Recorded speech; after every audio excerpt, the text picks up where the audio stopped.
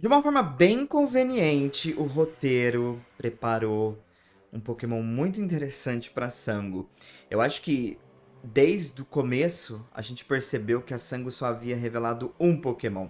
E eu acho que o roteiro já tinha meio que, tipo assim, predestinado esse Pokémon para Sango. Então, episódio de hoje muito focado nessa personagem, mas no começo da exploração da Área Zero. Episódio muito interessante. Deixa seu like, ele ajuda demais. Não esquece de usar meu link do Amazon, caso você faça aquela comprinha básica. E não esquece também de deixar seus comentários aqui embaixo, tá? Não adianta depois dizer, o Kemi não responde, você não tá nem comentando. Bora lá para mais um vídeo da semana. Bom, o episódio já começa com todos impressionados com a Área Zero, mas inicialmente eles já percebem que Paradoxo Pokémon, ou os Pokémon Paradoxo, eles não estão presentes na superfície ali da Área Zero. Sango e Onix já estão observando o pessoal dos Trovonautas, mas a Sango tá assim, né? Super animada, porque ela não quer perder eles de vista. Mas o Onix se preocupa se ela não vai fazer algum barulho e chamar a atenção. Mas o episódio vai seguir bem barulhento, acredite em mim. Bom, já preciso dizer pra vocês de cara, o episódio basicamente vai ficar dividido entre a Sango e o Roy. Isso porque eles acabam encontrando com a professora Briar, né, a Liko e os outros. Ela explica o que é Paradoxo Pokémon, são Pokémons que vieram do passado ou do futuro, mas ainda não há muitas explicações sobre esses Pokémons Paradoxos. Mas eles vão continuar descendo a Área Zero para encontrar com as pistas que ela tem a respeito do Entei. Ela diz que dá para fazer tudo isso a pé. Então eles acabam descendo. Mas eles estão louquíssimos para ver um Pokémon Paradoxo. E principalmente o Roy, que está muito animado. Nisso, conforme eles vão descendo, um Sandshocks acaba aparecendo pro Roy ali num cantinho de uma pedra. E deixa os outros para trás. Nisso, a Sango, que estava seguindo todos eles, percebe que o Roy sai correndo atrás de um Paradoxo também. Mas aí ela acaba perdendo ele de vista, o que foi uma pena para ela, mas ela acaba encontrando com outro Paradoxo, uma Scream Tail. Pois é, depois de pisar, seja na cauda ou no cabelo desse Pokémon, ela acaba discutindo com o Pokémon. Ela confunde, inclusive, esse Pokémon com um Jigglypuff. O mais engraçado da situação é que a Screamtail adora gritar, e isso irrita muito a Sango, mas a Sango provoca muito ela, o que faz com que também o Pokémon fique muito nervoso. E aí, a Sango decide que a melhor coisa que ela pode fazer é batalhar com a Screamtail que está irritando tanto ela. E ela acaba usando o Glalie. Enquanto isso, o Sandshocks passou a correr atrás do Roy e o Roy decide que também tem que batalhar. A batalha é breve, mas é interessante como o Crocalor, mesmo sofrendo um pouco para derrotar o Sandshocks, ele acaba dando a volta por cima e consegue emplacar muito dano com Flame Charge e o Flamethrower. Então são movimentos que acabam auxiliando o Roy e o Crocalor, obviamente. Eles acabam saindo vitoriosos. Mas o mais engraçado é que quando o Roy vence, ele acaba cumprimentando o Sandshocks, que fica meio sem entender o que está acontecendo. E o Roy sai cantarolando com o Crocalor por aí. E o Sandshocks acaba até imitando a musiquinha e vai embora também. Podia ter rolado captura, né? Bom, deixa pra próxima. Mas agora a gente vai falar sobre alguém que, bom, também não estava com intenção de capturar, mas acabou capturando. Eu tô falando da Sango. A Sango estava batalhando com a Screamtail e elas acabam encontrando um Great Tusk que acaba assim atormentando as duas. Inclusive, a Screamtail acaba sendo arremessada na pedra por conta do impacto que o Great Tusk usou ali no ataque dele. E a Sango não começa a rir da Screamtail porque acabou caindo. A Sango faz maior bullying com a Screamtail, dá até dó, o Pokémon fica até quase assim, chorando. E aí ela vai se exibir depois, né, a Sango com o Glalie atacando o Great Tusk. Mas assim, as cenas são hilárias, vale muito, muito a pena conferir. E aí a cereja do bolo é que a Sango, como sempre, vai usar o autodestruição do Glalie. Só que a Screamtail acaba gritando junto. e o impacto meio que, tipo assim, faz com que amplifique a explosão que pegue até na Sango e na Screamtail. E elas acabam caindo ali no chão. Muito engraçado. O Great Tusk acaba sendo derrotado, obviamente, com essa explosão, quem não seria. A Sango acaba agradecendo a Screamtail, mas digamos que a Screamtail continua nervosa, irritada, gritando. Gritos que ela fez, assim, de muito bom uso durante esse episódio todo. E aí, a Sango tá tão irritada com esses gritos que tinha um monte de coisa que caiu no chão quando ela levou a explosão, que tem uma Pokébola ali e ela arremessa a Pokébola na Screamtail.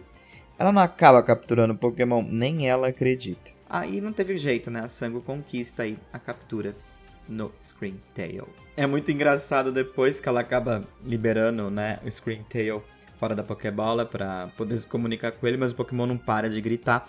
O Onix até chega ali pra entender a situação. A Sango explica que, né, o que aconteceu e é um Jigglypuff demoníaco que ela não tá sabendo controlar, mas ela pega a mão assim e tampa a boca, segurando cada parte da boca da Screamtail, assim, fechando a boca do Pokémon. E, enfim, eles têm que continuar seguindo, fazendo o que eles têm que fazer, mas o Onix fica tipo assim, meu Deus do céu, o que a Sango tá aprontando, né? No final das contas, parece que a Sango tá bem empolgada com o novo Pokémon. Já o Roy consegue chegar a tempo antes que a Liko e a Dot comecem a ficar preocupadas demais. E ele acaba avisando que lutou com um Pokémon que aparentemente é um paradoxo, porque era um Magneton com cabelo. É engraçado porque a Liko e a Dot tentam imaginar e sair isso daí que vocês estão vendo na tela. No final, eles acabam se refugiando numa caverna e vão comer e dormir. A Briar diz que o dia vai ser longo e todos precisam descansar. Só que eles acabam ouvindo o barulho da Screamtail da Sango, bem de longe. Eles ficam assustados com o grito do Pokémon e perguntam pra Briar, né? Meu Deus, que barulho é esse? E aí a Briar fala, é uma Screamtail, vão dormir. Mas eles ficam empolgados de querer de fato conhecer os Pokémon Paradoxo. E no final das contas, o episódio já termina assim, com a promessa deles encontrarem com o Entei no próximo episódio. Conforme eles vão avançando ali na jornada deles na Área Zero. O episódio termina assim. Olha, eu preciso dizer que foi um dos melhores episódios que eu já vi em relação à captura, porque eu adoro capturas que acontecem por acaso ou por situações engraçadas. Acho divertido, principalmente, obviamente, quando acontece uma batalha. Mas a consequência da captura, as situações, é uma coisa que me deixa sempre animado. E como eu falei no começo dessa review, foi muito conveniente do roteiro deixar a Sango só com um Pokémon o tempo todo durante o anime até então. Screamtail tava mesmo, né, meio que ali no destino da Sango, não tem como, era o Pokémon. Eu esperava talvez alguma coisa pra Nemona, se eles quisessem explicar a relação da Penny, da Nemona, enfim, tudo que talvez tenha rolado ali na Área Zero, com as pesquisas que talvez eles possam ter feito, baseado nos jogos, né? Mas aparentemente eles vão deixar isso super no off-screen e talvez não queiram conversar sobre isso de forma alguma. Então acredito eu que a Nemona não deva ter uma Screamtail, ou se tem, está completamente guardada ali as 7 chaves. Mas vamos nos focar em quem tem, a Sango. Gostei, acho que combina muito bem, fez muito sentido e gostei da forma como foi a captura. Já o Roy, eu gostei da batalha. Eu acho que é uma atenção que a gente tem que puxar aqui, né? Porque por mais que a gente venha elogiando muito a Liko nos últimos episódios, o Roy ele vem também se destacando, e eu acho que esse episódio foi um bom momento para pontuar. Olha, o Crocalor tá forte, o Roy ele tá conseguindo lidar com batalhas sozinho e querendo ou não, com um paradoxo. Apesar da vantagem que o Crocalor tem, é um paradoxo. Então, sensacional, né? Eu acho interessante isso também. Gostei da dinâmica do episódio em dividir coisas para Sango e para o Roy. Basicamente tivemos quase nada ali de Briar, Freed e o resto, só eles se direcionando mesmo para onde tem que ir, que é para os confins da Área Zero. Vem a questão do porquê tanto mistério rodeando os acontecimentos da Área Zero e porque não citam algumas coisas. E aí também entra em questão, né? Será que não citam ou não estão falando algumas coisas porque estão guardando coisas para o futuro do anime ou para futuros especiais? É possível. Episódio interessante e gostei muito porque foi muito divertido. Todas as situações com a Scream Tail e até mesmo com Saint Shocks. Então por isso eu dou 5 estrelas. Episódio muito, muito divertido. Vale a pena conferir. Agora, vamos ser sinceros. Podia, tá? O Roy podia ter sim capturado esse Pokémon. Ah, Kemi, mas ele já tem Kilowattrel. E querendo ou não também, é um Pokémon desnecessário, talvez. Poderiam ter configurado uma outra batalha com o Roy.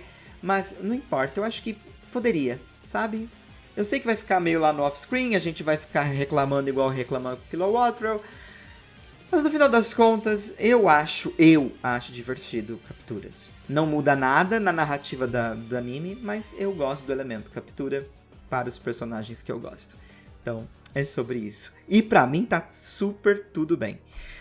No mais é isso, Kemi vai ficando por aqui. Quero saber a opinião de vocês sobre esse episódio. A gente se vê em mais uma review na semana que vem. E agora a gente vai enfrentar aí um grande paradoxo, né? A gente se vê no próximo episódio. Forte abraço! Fui!